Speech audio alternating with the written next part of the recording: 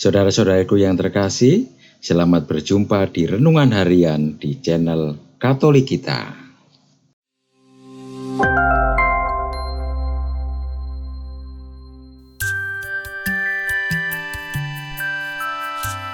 Hari ini, Rabu 19 Oktober 2022, Pekan Biasa yang ke-29. Bacaan diambil dari Injil Lukas, bab 12 ayat 39 sampai dengan ayat 48. Pada suatu ketika berkatalah Yesus kepada murid-muridnya, "Camkanlah ini baik-baik. Jika tuan rumah tahu bahwa pukul berapa pencuri akan datang, ia tidak akan membiarkan rumahnya dibongkar. Hendaklah kamu juga siap sedia, karena Anak Manusia datang pada saat yang tidak kamu sangkakan." Kata Petrus, "Tuhan, kamikah yang Engkau maksudkan dengan perumpamaan itu atau juga semua orang?" Jawab Tuhan, "Jadi siapakah pengurus rumah yang setia dan bijaksana yang akan diangkat oleh tuannya menjadi kepala atas semua hambanya untuk memberikan makanan kepada mereka pada waktunya? Berbahagialah hamba yang didapati tuannya melakukan tugasnya itu.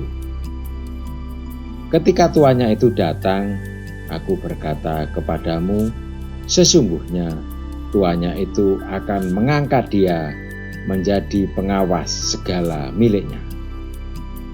Akan tetapi jika hamba itu jahat dan berkata di dalam hatinya, Tuanku tidak datang-datang, lalu ia mulai memukul hamba-hamba laki-laki dan hamba-hamba perempuan, dan makan minum dan mabuk, maka tuan hamba itu akan datang pada hari yang tidak disangkakannya dan pada saat yang tidak diketahuinya, dan akan membunuh dia dan membuat dia senasib dengan orang-orang yang tidak setia.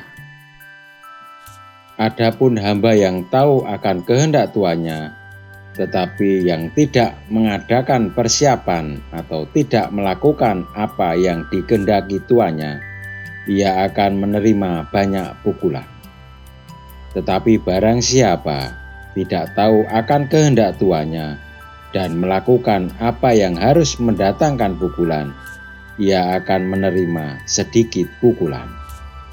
Setiap orang yang kepadanya banyak diberi, daripadanya akan banyak dituntut, dan kepada siapa yang banyak dipercayakan, daripadanya akan banyak lagi dituntut."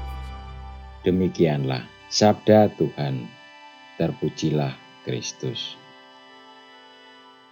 Saudara-saudariku yang terkasih, kita diingatkan oleh Yesus bahwa barang siapa diberi banyak, maka banyak pula yang dituntut daripadanya. Semakin banyak keistimewaan yang kita miliki, maka semakin banyak pula tanggung jawab kita.